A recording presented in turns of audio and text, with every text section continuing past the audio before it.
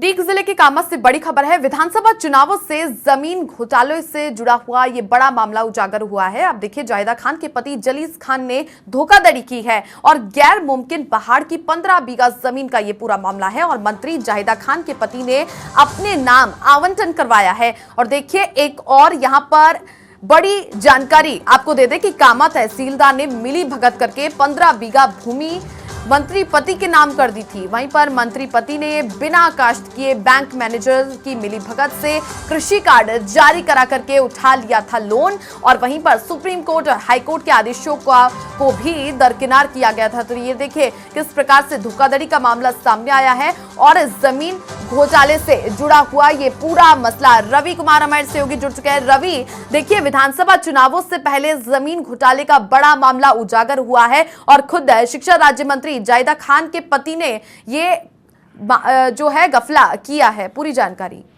जी, चुनावों से पूर्व जो ये मामला उजागर हुआ है, बड़ा ही सनसनीखेज मामला है और गंभीर मामला है।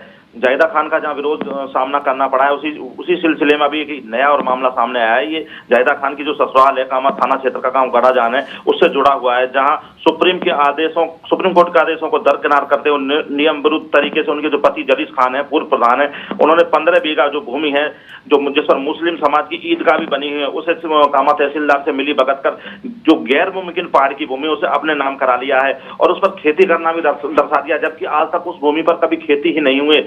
मामला यही नहीं रुकता है। जलीस खान ने इस भूमि को, जो गैर मुमकिन पहाड़ की 15 बीघा भूमि है, इसको फर्जी तरीके से अपने नाम कराने के बाद फिर इसको बारानी भूमि में इसका खसरा नंबर परिवर्तित करा दिया जाता है। इसको कृषि भूमि दिखाने के बाद में जो कामा का जो स्टेट बैंक ऑफ इंडिया, वहां से लोन जारी करा लिया जाता है। जी, अब ये जो सामाजिक कार्यकर्ता है विजय मिश्रा, उन्होंने हाईकोर्ट में रेट जारी करने के लिए एप्लीकेशन लगाई है। वहीं जो हाईकोर्ट के जो वरिष्ठ पूनम चंद्र भंडारी, उनसे हमारी बात हुई है, तो उन्होंने कहा है कि इस तरह की जो भूमि है, गैर मुमकिन पहाड़ है, सुप्रीम कोर्ट की रूलिंग है कि इसमें सुप्रीम कोर्ट ने एक अब्दुल रहमान करके प्रकरण है, उसमें भी स्पष्ट जारी आदेश कर रहे हैं कि किसी भी गैर मुमकिन पहाड़ और रास्ते, नदी, नाले, तालाब और कैचमेंट एरिया की भूमि को आवंटित नहीं किया जाता।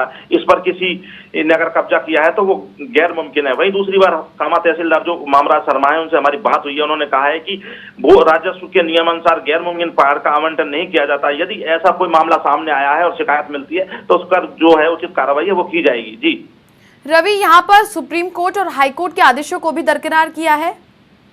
जी बिल्कुल, सुप्रीम कोर्ट की जो रूलिंग है अब्दुल रहमान प्रकरण में सुप्रीम कोर्ट ने जो आदेश दे रखा है कि जो इस तरह के जो एरिया हैं, नदी हैं, नाले हैं, तालाब हैं, जो गैर उनका आवंटन किसी भी तरह से किसी निजी व्यक्ति को नहीं किया जाता। लेकिन यहाँ सुप्रीम कोर्ट और हाई कोर्ट के नियमों को बिल्कुल धराशायी कर दिया गया और जो शिक्षा राज्य मंत्री जलीस खान के पति हैं, उन्होंने फर्जी तरीके से उस भूमि का गैर मुमकिन जो पहाड़ है, जो पहाड़ की भूमि है, पहाड़ की तलेटी में है, जहाँ गाय भैंस वगैरह चारागाह एक तरह से उसको माना जाता है, ईदगाह बनी हुई है, फिर भी फर्जी तरीके से तहसीलदार से मिली भगत कर उसको अपने नाम आवंटित करा लिया, जो पूरी तरह से गलत माना जा रहा है। जिसकी शिकायत सामाजिक कार्यकर्ता विजय मिश्रा ने हाई कोर्ट के जरिए की है, मुख्य सचिव को पत्र भेजा है, जिला राजस्व मंडल को भी पत्र भेजा है और जनहित याचिका की तैयारी कर रहे हैं। जी चलिए, बहुत शुक्रिया रवि तमाम जानकारियां साझा करने के लिए। तो देखिए, सुप्रीम कोर्ट और हाई कोर्ट के आदेशों के बाद भी दरकिनार कर दिए गए हैं तमाम फैसलों को और वहीं पर विधानसभा के चुनावों से पहले जमीन घोटाले का ये बड़ा मामला उजागर हुआ। जाहिदा खान के पति जलीस खान ने